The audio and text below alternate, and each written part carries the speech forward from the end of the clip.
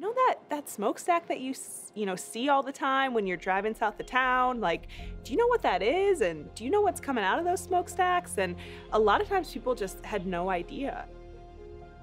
We were already pretty aware that this power plant was causing a lot of harm in the community.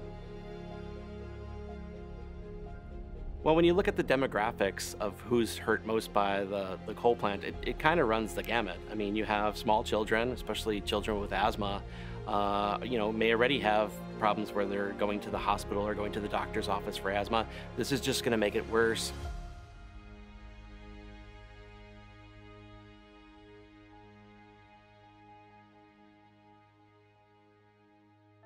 Understanding who's impacted by pollution is a huge part of how we think about the work. Impacts are not neutral. They don't impact everyone equally. They impact some people more than others. And in a lot of coal plant communities, people who live in poverty, people of color, people who have underlying health conditions already because our systems have failed them, those people are impacted more. Communities of color lead in terms of asthma rates, they lead in terms of heart problems, they lead in terms of the problems that lead to death as a result of these factors. When you look at the health impacts of the plant that we're talking about, I mean, you're talking about dozens of deaths every year. You're talking about scores of asthma attacks. You're talking about a lot of heart attacks. And the community that's closest to the plant is hit the hardest because of where the emissions go. So what you see coming out of the stack can really hurt the people in the community. I would always hear that the children on the south side of Peoria in the public schools that they had more asthma problems than the kids on the north side. I'm a mother of 6 kids. 4 of my children and myself as well had breathing issues due to the coal plant. I grew up on the south end of Peoria. I developed asthma as an adult, and so I never really thought that it could have been because I was a victim of air pollution because of my environment. And so it wasn't until I joined the Sierra Club board and started to really learn about the effects of pollution on communities of color that I was able to link the two. I remember being about 12 when everything, like the movement, I guess, first started happening. And it was pretty crazy because I'd never seen anything like it. Like being in middle school, there were just so many people that I knew with inhalers and so many people that I saw every day with breathing problems, but we never knew that there was like one common denominator. And having heard from people living on the south side for 50 years, their families, people who thought that it was just that they had asthma in their family, not realizing that it was the air that they were breathing.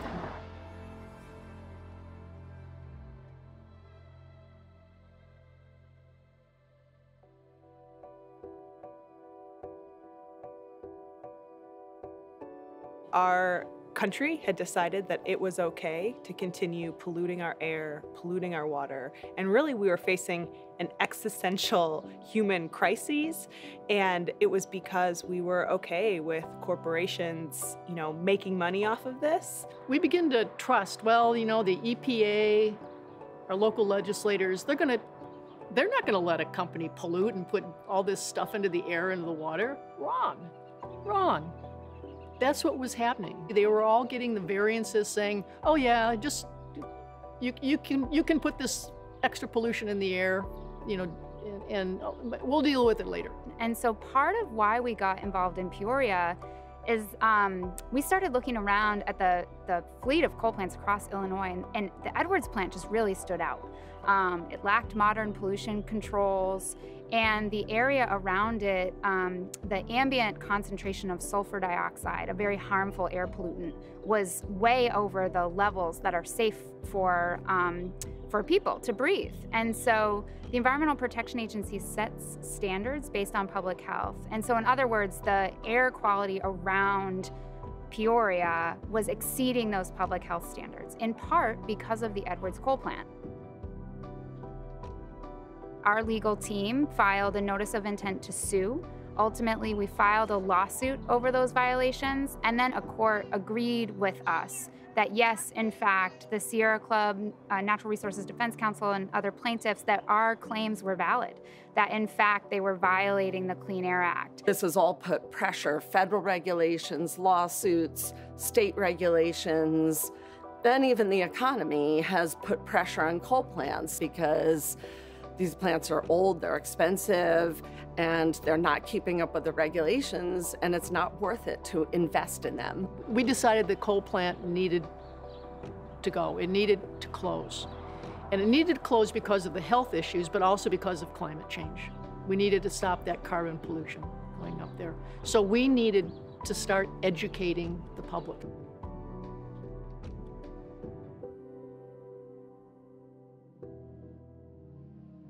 When I first arrived to Peoria, the first thing I did and the first folks that I met with were the people who had been fighting. You know, there was a small, mighty crew of activists who had been working on environmental issues. Largely, you know, they had had some wins, but they also were not always optimistic that we could win a big fight, you know, when it came to actually shutting down the largest polluter in town. It's a long distance, and it is a long distance that requires a passing of a baton. That this is not ending. I mean, there is no, oh, we've made it, because there's always something. As long as we're living on this planet, there's always going to be something that we need to advocate for the people. When you're doing public interest work, you're always fighting against the mainstream. You're fighting sort of against standard business practices. So you don't get a victory every day. Otherwise, that would be the norm, right? It's slow work, it's hard work, and you're fighting people who can spend a lot of money defending these cases. Well, it's a slow pace, and people give up and get discouraged and feel like you can't fight all that money, and you can't fight all that power. You have to look at it the perspective of love and what's our choice. This is our earth, this is our planet. So even if it's small victories, it's worth the fight. What's the option? Give up? That's not an option. Not when you got generations of life, all forms of life, waiting to see what you're gonna do. So really understanding Dynegy's history and what they've done in other communities and how they've kind of cut and run and made risky bets and not had to really deal with the consequences, that entirely informed both how we talked about it to the community, but also how we decided what we were making asks of. We were the ones educating the lawmakers about the history of this company. We knew that a win wouldn't be just the closure of a coal plant. We knew that a win had to be a lot more things. We had to secure a cleanup plan for the site. We needed to talk about worker transition. And frankly, we needed to address what regulatory failings had made this circumstance be there in the first place. There's nothing worse to me than to see somebody eliminate a problem and then you look, and here's a guy, oh, thanks a lot, buddy. You eliminated the problem, but now I don't have a job. My kids are starving because of you. So I didn't want that to happen. We have talked about a just transition from the first day that we started talking about the fact that this plant needed to clean up or close. We didn't ask that the padlocks go on the day that the court ruling went down. We said you can have until 2022 to close things down. I'm very grateful that the settlement happened. Two, I'm very grateful that that money was poured into this community and surrounding areas to address the environmental concerns, because that's literally what happened. I had the opportunity to be part of the legal team that negotiated the final settlement agreement in this case.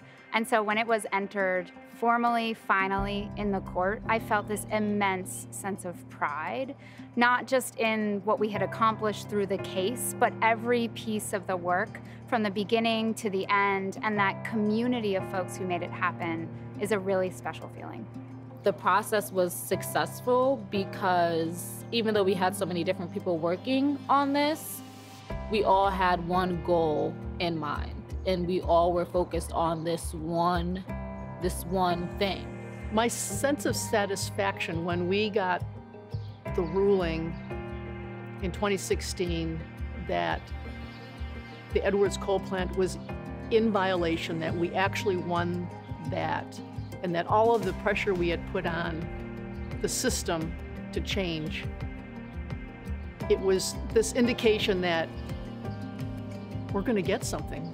The citizens are going to get change. Edwards is particularly thrilling because I've worked really closely with a lot of the people who live right there and have been fighting this for years. Well, I was at the federal hearing, and when the federal judge came in and ordered them to close, and ordered actually a monetary settlement, which will never make up for the health, but it's going to make a lot of difference. When we look at the settlement, I mean, it was $8.6 million that was going to be directed back to the community, to projects that would help improve long-term employment for people and to mitigate, at least in some part, the air pollution damage that has been done for literally decades in that community. We were able to do things in this settlement that we wouldn't necessarily have been able to do if we had simply won the case in court. And in addition to getting a retirement date for the plant, which is incredibly important so that we stop making pollution at that power plant, not just air pollution, but the water pollution, the coal ash waste that comes from burning coal. The thing that we did in this case that is unique and I hope replicable is that we set aside money for the community specifically for economic transition. We have been able to assist almost 1,000 people since we have received that grant.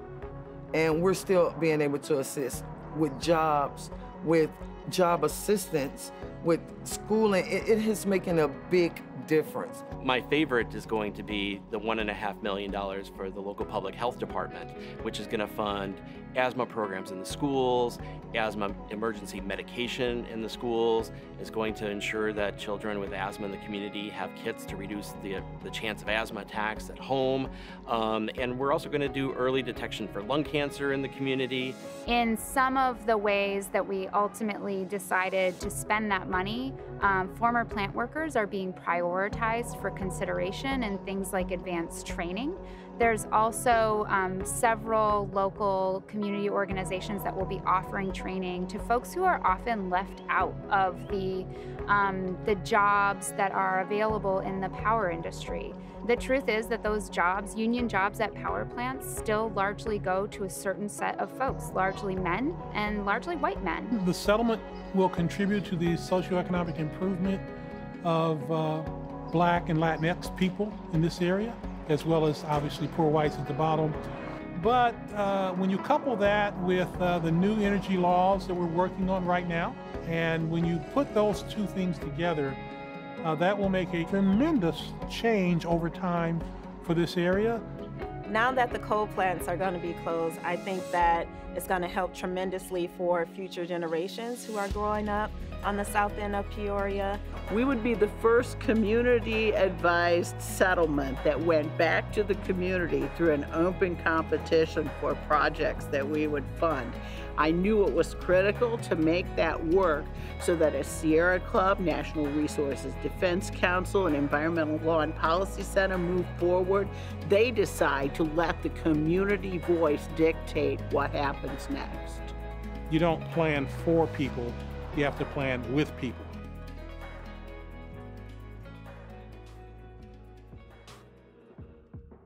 Sierra Club reached out to the NAACP to be a part of the advisory committee because they just felt like we had the connection to the community and we would be able to be a part of facilitating the process of who these grants should go to and who has the most need. Jonathan Romaine, my wife and I, we founded Artists Re-envisioning Tomorrow, Art Inc., and purchased an old school building and turned it into a community arts center. When I found out that we were one of the recipients of this grant, we were overwhelmed with joy because we knew the impact that this will have on our programming and our longevity in terms of what our mission and goals are. One of the things is that, you know, we were able to reduce our energy bills by like 70%. And when you're talking about operating a 50,000 square foot building that's over 100 years old, 70% is a lot of money. And that money now can be switched over to programming, which is the most important thing about any nonprofit, is what you're actually doing for the community. I'm Hannah Ramlo. I'm the founder and executive director of Soulside Healing Arts.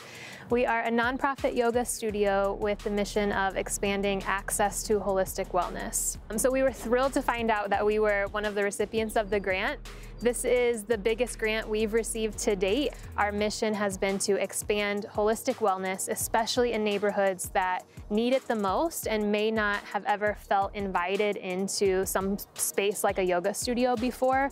Not only do we want to bring yoga into communities, we want to empower people in those communities to become yoga teachers themselves and then bring those skills back to the communities they grew up in.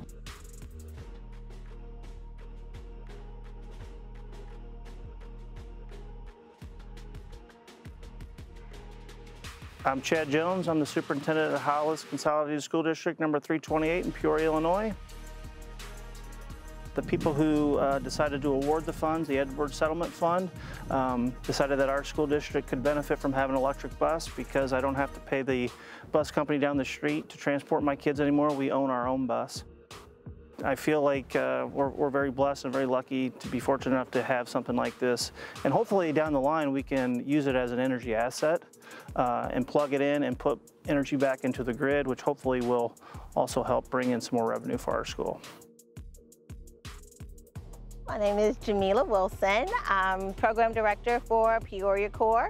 Peoria Corps is a workforce development AmeriCorps program. So we're the domestic Peace Corps where members decide they want to give back in service, and for their service they are able to earn an education award, they get a living allowance, and with our program, thanks to the Edwards Settlement Fund, we were able to supplement that living allowance by paying them up to $10 an hour for their work. So our focus is workforce development and training young people in green infrastructure.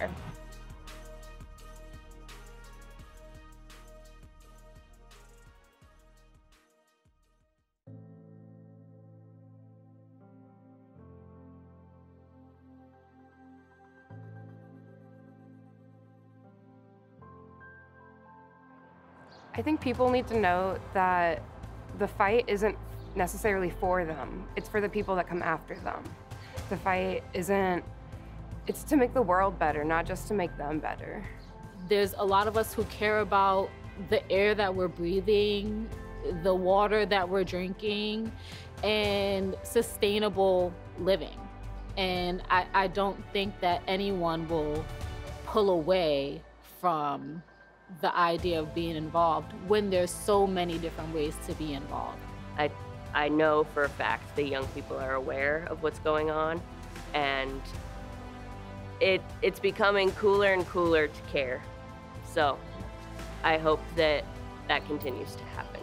And so if we are not doing the work to ensure that those who come after us have good clean air, good clean water, and a safe environment to live in, then we're doing our communities an injustice. I mean, if we can do this, my gosh, we can do it. We can do it all. These days of large corporations and money hurting people, it's not going to happen. They have to take responsibility. A future Peoria means a fairer Peoria, and a fairer Peoria means a fairer Peoria not just for the people of non-color, but for the people of color as well.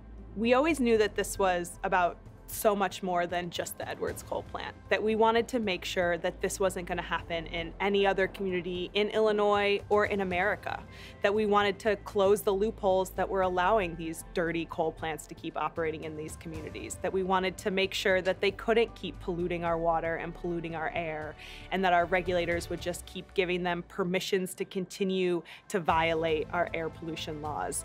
We wanted to now change the rules. So it's less about finding our differences and more about finding where we are similar and where we share a similar experience, and then rally behind that. If you're watching this video and you're still wondering by the end of the video, is it worth it? Can I make a difference? Please, please do not ever forget that it's when we're together, we make a difference.